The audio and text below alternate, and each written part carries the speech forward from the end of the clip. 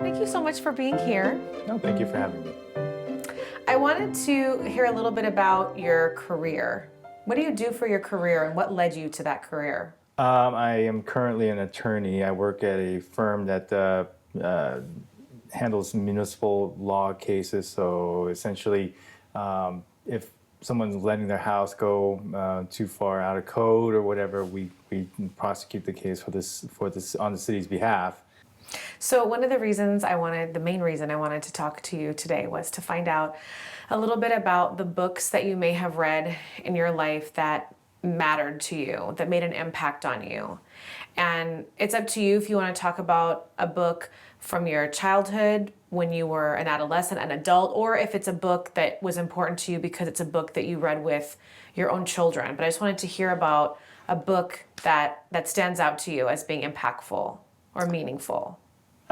As far as books go, I mean, I've told you this in the past. It's really I don't have a lot of time to read a lot of things, but and honestly, I don't remember books when I was young, like elementary school.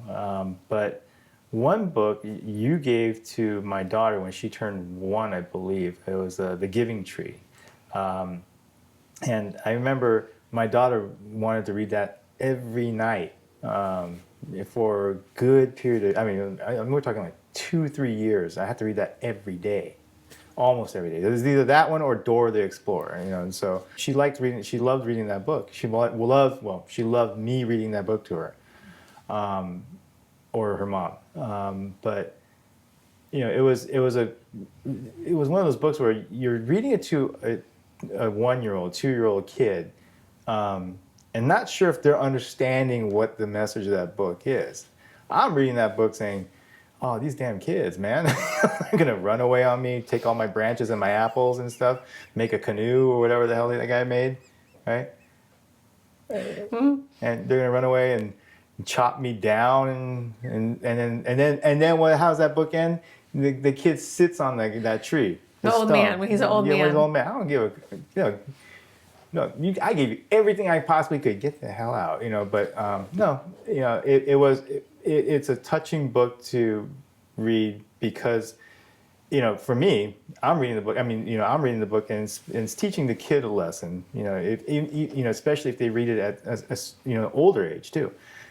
But because they're going to get the message and stuff like that. But even for me, I was like, the book kind of said to me that this is the kind of person you need to be with regard to these kids. You need to give up everything, and I do. And if I don't, they take it. So I'm just a giving tree, I guess. So yeah. That's one of the books for kids anyway, that had some impact on me. So. No, I think that's really interesting how you're saying you're reading it to Sophie and what it might mean to hear that story as a child, and then you're having your own experience of what the book is about as a parent, thinking, oh, this actually is about me, baby. This story could be my story, or Right. what it takes to be a parent and to give to someone that you love. Right, but the problem that I have with that book is that I'm the tree, and Sophie's gonna steal all my apples and sit my on you. branches and make a canoe out of my body or make a house out of my body or whatever it was, and then and the funniest part of that book to me was how the kid comes to the tree and says, "I want to make a boat so I can go away," and the tree says, "Okay, you can have all my branches and make a boat and go away." And the kid comes back. What happened to the boat, kid?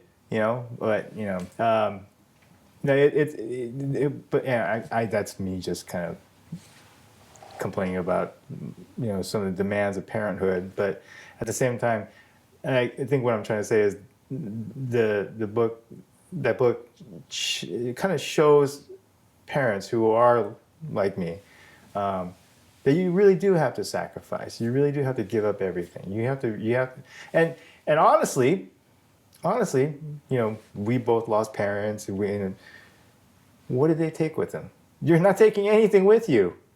Maybe a good suit, but that's about it. You're not taking anything with you. Why are you going to hold on to it? What is it to hold on to? But but make them work for it is my point. So. No, in that book too, I recall it did get there was some criticism or some concern that was the message of the book, giving so much that you don't have anything left for yourself? Or did the book promote, not having good boundaries, or saying I'm going to give, but also I need something left for myself? That we don't want to promote children or adults feeling like all they should have left of themselves is a stump, that we want to also have something in reserve for ourselves. For what reason? I think just for self-care, or to not feel depleted or feel like you gave everything away. Can you keep... No, life these days, and I'm not sure, how it was in the 1800s or whatever, but life these days is complicated. It is very complicated. You have many pitfalls that we can fall into. Technology for kids, in my mind, is too, I don't think it's a good thing, but, we kind of have to rely on that, for knowing where our kids are, tracking them, whatever. That's just by way of example. But I think as a parent, if you're trying to be a good parent, at least you're not. You can't be selfish. You can't say and I'm not saying that looking out for yourself is being selfish, but looking out for yourself is kind of being selfish, at the expense of your kids. If you're not willing to give your kids everything, even if they're going to turn around and just walk away from you, then what have you accomplished as a parent? I think, if your kid comes up to you and says, hey, Dad or Mom, can you get me a BMW M4? Screw you! Get the hell out of here, right? But Dad, I need to get to school. I don't have we live in the country, and my school is 20 miles away. I'll get you a car. And the fact that you are able to, if the kid can appreciate that, that's one thing. In that book, in The Giving Tree, the kid never really did appreciate it until the very end, but he appreciated it in the end. And by the way, I'm not saying that my kids don't appreciate the things I do, or whatever. And I'm not saying I do anything big either. I'm just, it's just, it's funny because I make fun of them when they like just leave their plates around, and it's funny, but I know they appreciate it, and I appreciate the fact that they appreciate it, and I think that's really, for me, that's enough for me to keep for myself, the fact that I appreciate it. So that you feel good about what you're able to do as a parent. Yeah, and I'm not doing anything differently than any other the millions of parents that are out there. I'm not doing anything different. I'm just doing it. I just try to look at it from that perspective. So, number one, I don't lose my sanity. But number two, I have some purpose in this. I have some. There's a reason why I'm doing these things. So that's the giving tree. I am the giving tree. I haven't really heard a lot of parents talk about how when they're reading a book to the child, how the content of the book is affecting them or their role. And I think maybe the book itself, when you're saying it's about the giving tree and you were reading that as a new parent.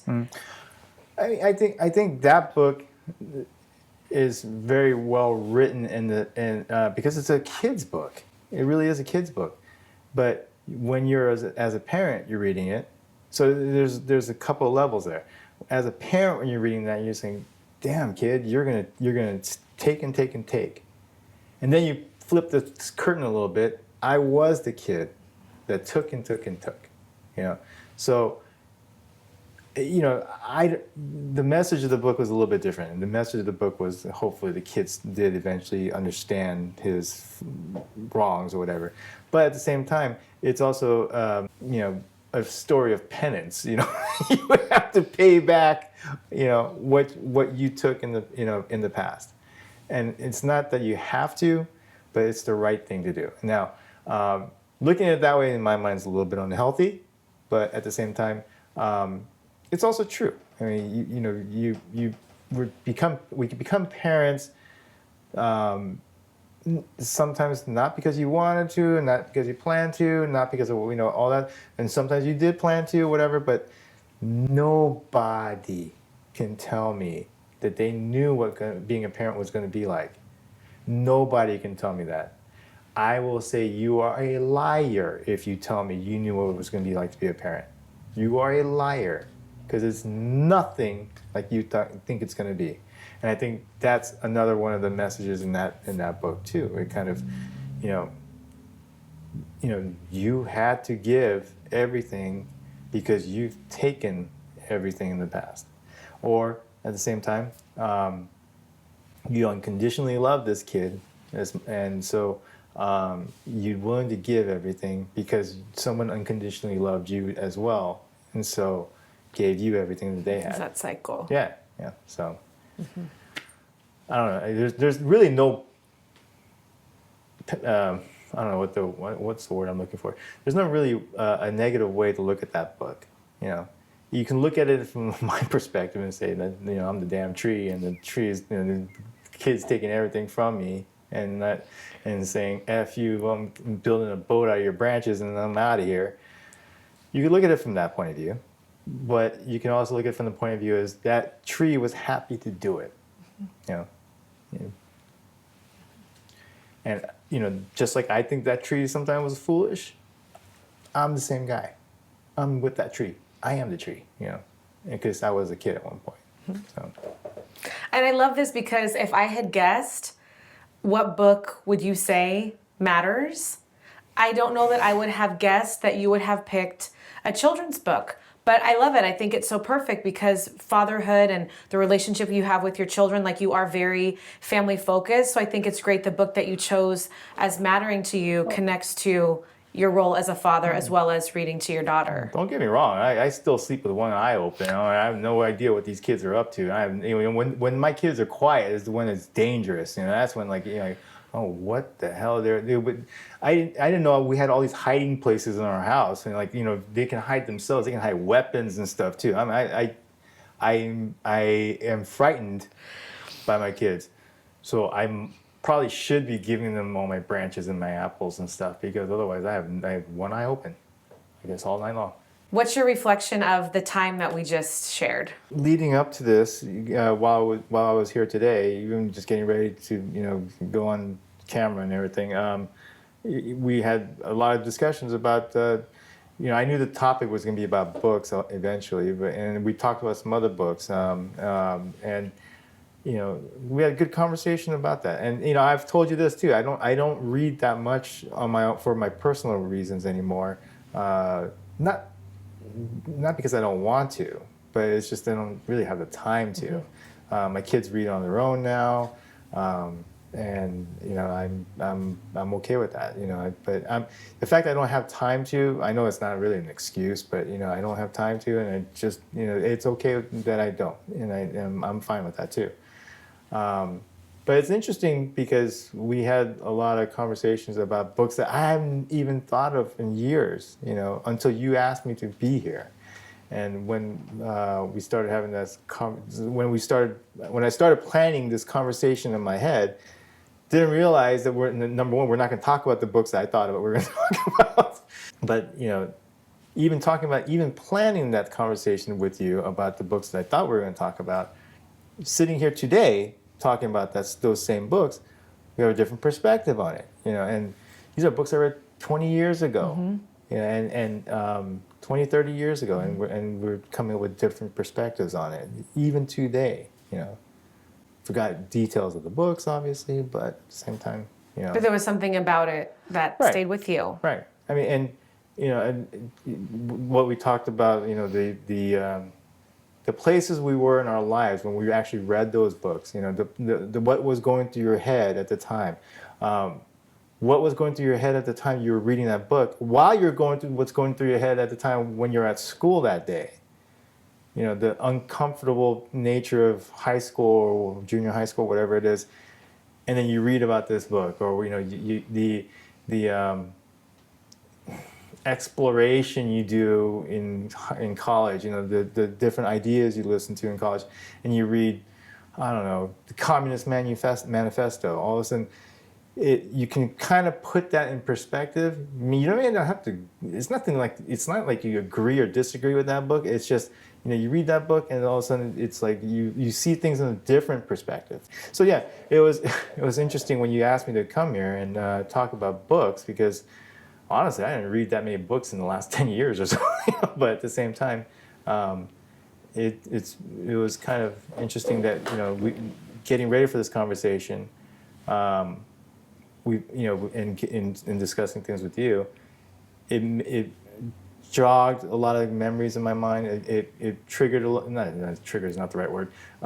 It gave me more perspective now. I had no clue I was going to even remember some of these things. I had no clue that I was going to remember some of the books I actually read. So. But they stayed with you. What's that? They stayed with you. But it stayed with you. It stays with me to this day. And I'm not saying that any of that has any influence on my life, and that I disagree with when some people say, oh, your books will influence you for the rest of your life, the books you read. I don't think so. I honestly don't think so. But they certainly give you a different perspective. They certainly give you a wider perspective. I think that's probably the best way to put it. And so that's what stays with you. Right. And, it gives you a better perspective on what people are saying, why they're saying things, or why they think certain things, or why, in your opinion, that person might be wrong about the things that they believe. Now, the other books you read will tell you not to get into an argument with those guys either, and that's fine too, but.